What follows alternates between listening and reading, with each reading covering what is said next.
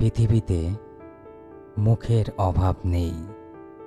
আলোর মতো হাসে, মেঘের মতো ভাসে, কিন্তু প্রতিটি মুখের পেছনে লুকিয়ে থাকে অদৃশ্য এক আয়না, যেটা ভাঙলে তবেই বোঝা যায় কে মুখ, কে মুখোশ।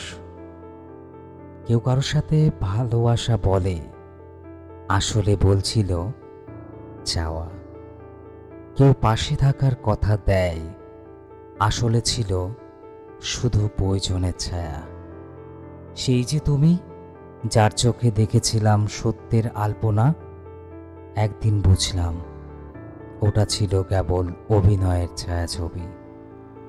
তুমি মুখোশ পরা মানুষদের একজন, আমার বিশ্বাসের ঘরটায় আগুন লাগিয়ে চলে গেলে।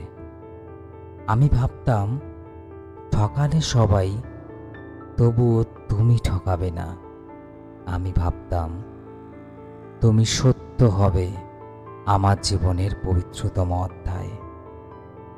কিন্তু আজ বুঝি মানুষ ঠকে শুধু বিশ্বাস দিয়ে নয়, ঠকে নিজের ভেতরটা খুলে দিয়ে। মুখ আর মুখোশের এই খেলায় আমি এখন দর্শক হয়ে গেছি, আর আমার হৃদয়টা সে এখন শিখছে কিভাবে মুখ চিনে মুখোশ শনাক্ত করতে হয়। তবুও পৃথিবী যত মুখোশই থাকুক, আমার অপেক্ষা থাকবে সেই একটি মাত্র মুখের জন্য, যেটা মুখোশ নয়, আসল মুখ।